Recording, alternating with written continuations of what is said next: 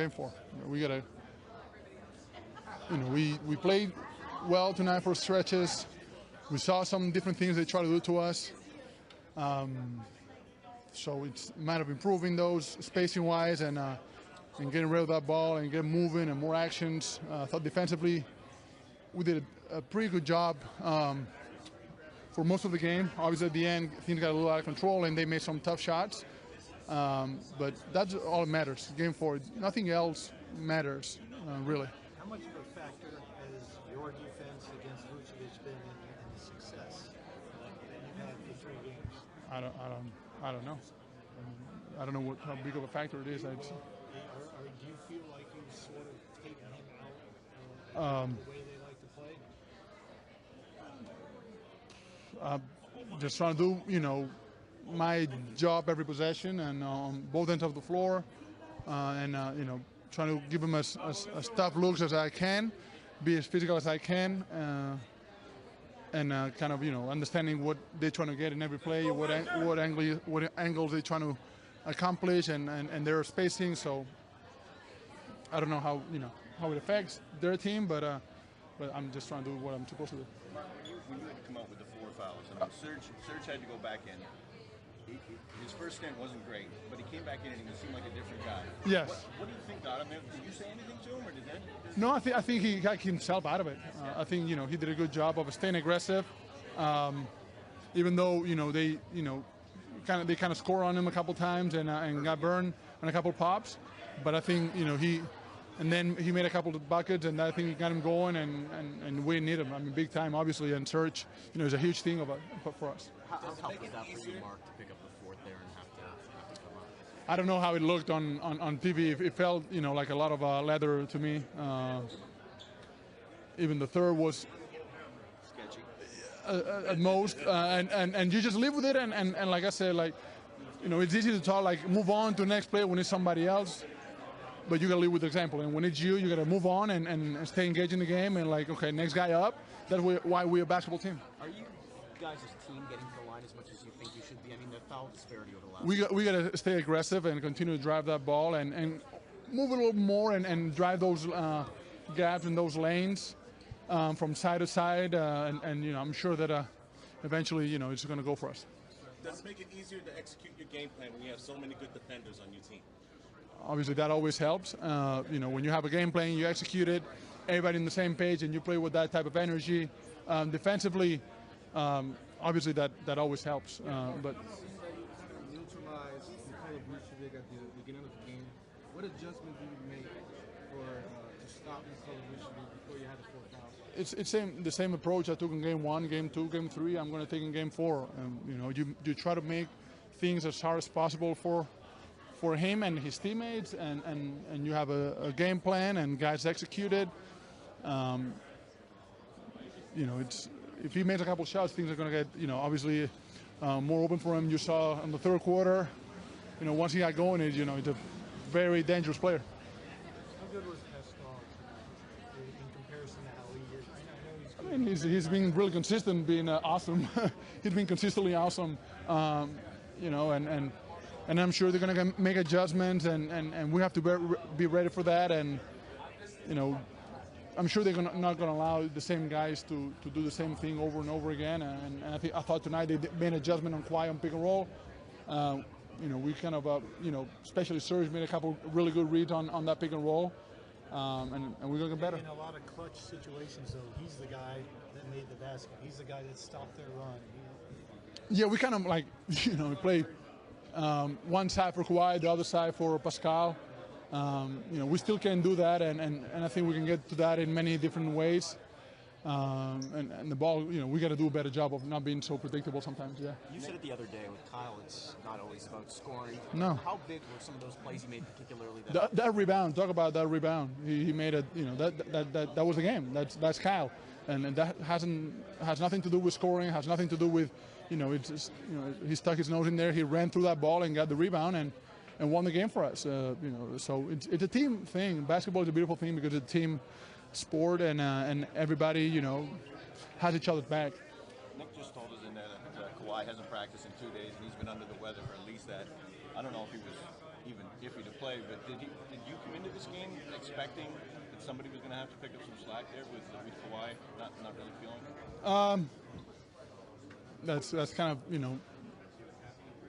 depends on. I thought that they did a good job of blitzing him and kind of like getting rid of those gaps and that space for him to kind of read and attack Nick. And out of that, I don't think we got a lot to that. We played a lot of ISO, and he got, I think, pretty decent looks. I think to the front of the rim a couple times, more than a couple, and did a pretty good job, and he just didn't get the calls. Not that people had to know that you were a breakout performer. Oh man, what's going on? Shut it down.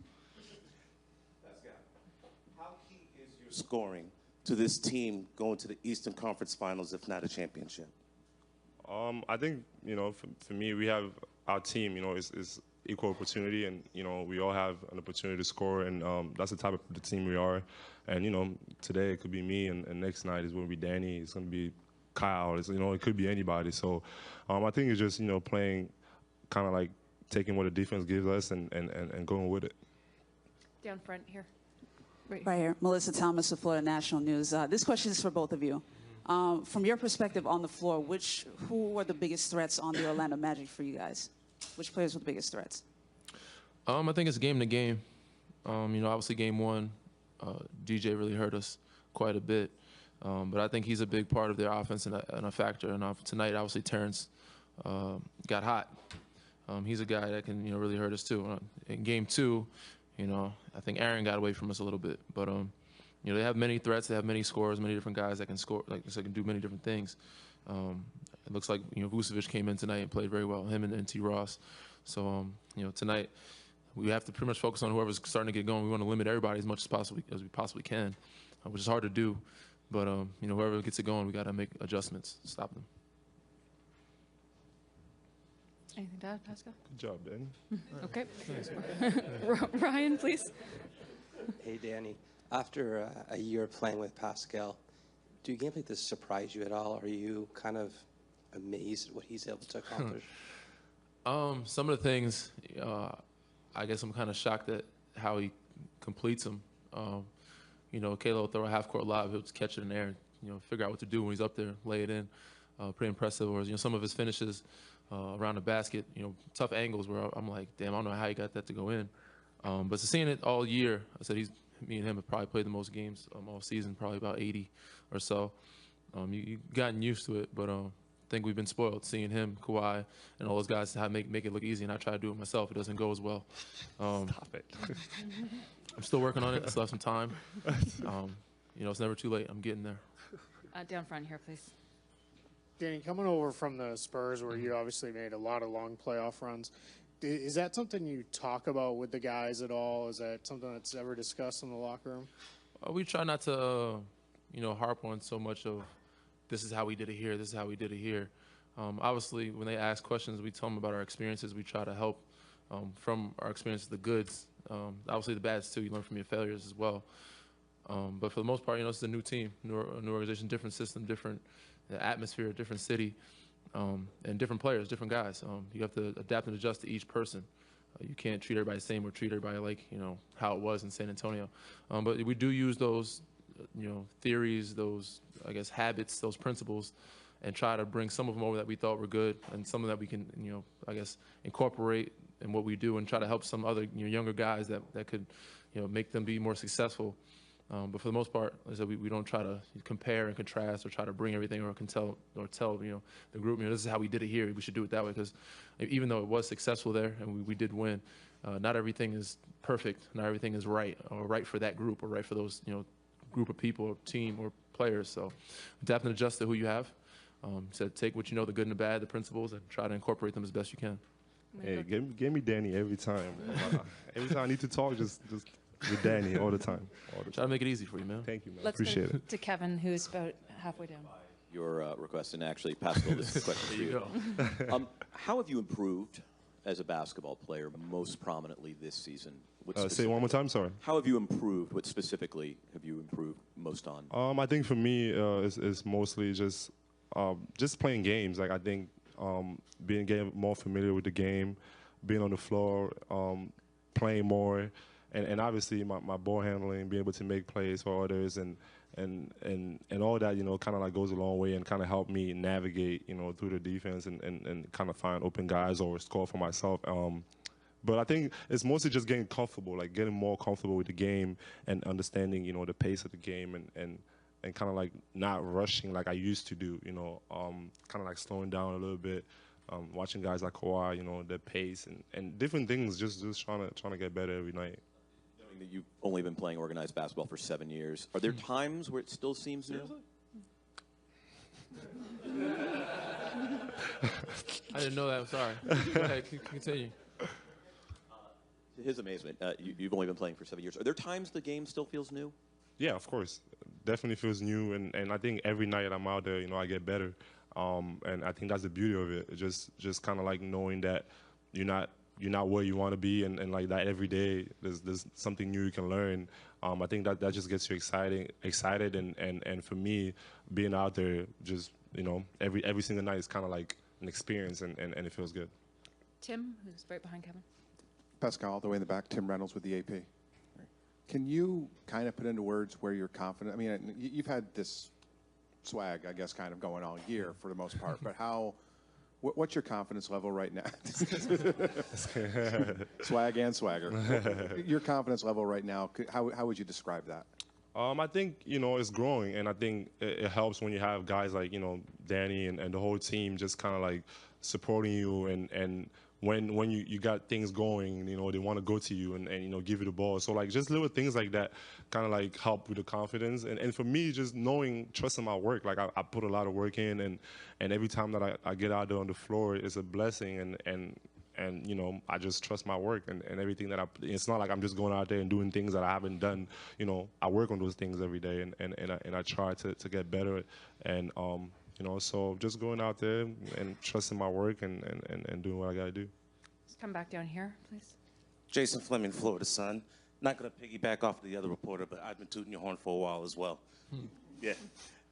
When you have Serge Ibaka, Kawhi Leonard, and Marc Gasol shutting down the paint and doing a lot of defensive performance, does it make it easier to score on offense? Yeah. You forgot Pascal and Danny Green in that sentence. Pascal does a great job of shutting down the paint too. I've had my fair share of doing okay. Thank you, man. But yeah, throughout the season, most of our offense was led by our defense. We created a lot of baskets because of how good active we were defensively, out and running. When you get turnovers, it allows you to have a faster pace on that end of the floor offensively. And, I'm more of a transition shooter. I get some more, open looks. We get more open, easy ones at the basket, at the rim, and layups, and kickouts because defense is not set. That's when you get more uncontested shots. So I think that was the big key for most of us is hang our hat on that end of the floor defensively because we knew, obviously, when nights like you don't have good shooting nights, you still have to find a way to win games, and defense is the way to do it. But because it allows us to run offensively, get easy looks. If we just use our length, communicate well, rebound, and then run, it's going to be hard for teams to get back and be set. It's a lot easier to guard somebody when in a half-court set defense. Last couple questions to Will in the back, please. Hey, Will Liu from Yahoo Sports Canada. Danny, Pascal, he's gotten a lot of praise for his 30 points tonight, but can you speak to his defense as well? Because, the way the Raptors, you guys defend, there's a lot of switching that's going on, and Pascal is out there defending pretty much all 5 positions. Well, that's why it's great to have him. It's great for me anyway to play with him on the floor because I know that it's easy to switch with him. He can guard point guards. He can guard centers, and obviously he does a great job rebounding for us. That's a big part of defense. People don't understand that. With how well they offensive rebound on the other end, Orlando. One of our keys is kind of boxing him out, keep him off the glass as much as we can, and he's a big part of finishing off the defense. But even before finishing off the defense, he's able to switch out guard, Evan Fournier, DJ Augustine, and then even in the post with Isaac and Vucevic and making it tough for him. That just makes us that much more dangerous when we have guys like him that can switch down the line and can play all 5 positions.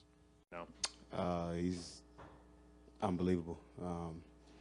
He's the most improved basketball player in the NBA this year. And he's going to continue to grow and get better. I think his his personality is just to go play and have fun. And I think he's starting to understand that. And we've done this year, understand that he has the mismatch a lot of the times. It's pretty cool to have a guy, see him come from where he's come from a couple years ago, starting and then not playing much, go to G League, do a stint, get a championship, and then have a good year last year, and then take the next step this year. And it's a great game for him, and it's fun to watch. About a third of the way down on your left, Kyle, over here. Sweating. Kyle, Steve Kyler, Basketball Insiders. Seemed like you and Michael Carter-Williams were going at each other, and it was a little chippy. What was going on the floor there, and how did you handle that situation? I don't recall. I don't, honestly. We won the game. It was a good win for us, a good team win for us. Eric? Eric Curran, The Athletic. Kyle, any thought to getting back on D when you grabbed that loose ball, or did you think it was Go get yours? it. Make winning plays. It bounced once, I believe, or twice, and honestly, go get it. It was a thought to get back and try to get back to Terrence because he was, he was hot, and it kind of bounced and it sat, and go make winning basketball plays, and no matter what, go get that ball. If you're gonna go get it, and excuse me, yeah, we finished the game out and found a way to pull that victory out. So, good win. At the back, Tim? Kyle, Tim Reynolds with the AP.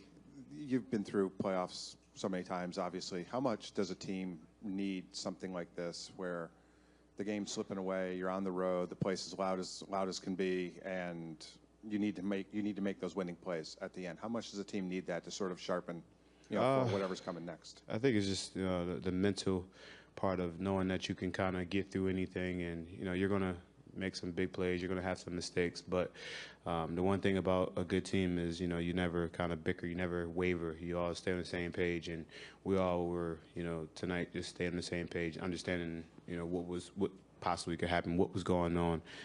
They made some big shots down the stretch, but we got the ball out, we took our time, we missed some shots, but we found a way to get the victory at the end. Down front here. Kyle, right here in front. This year, you guys seem to have more scorers than maybe you've had in the past, and you're not having to carry as much of the scoring load, doing more as a playmaker. How different is that for you, especially in the playoffs, compared to previous seasons? It doesn't matter. We're winning games. We got some good. Everybody can score on our team. Pascal had 30 tonight. Kawhi had 37 last game. Marc had. We got guys that can really score the ball, and for me, it's just about playing the game the right way. This year it's been a different year from start with the emergence of Pascal and how we were playing, and then we traded for Marc, and a lot of things kind of just flow that way. But at the end of the day, it's all about winning games. Last one from Mike. Oh, sorry, I didn't see you over there. Go ahead.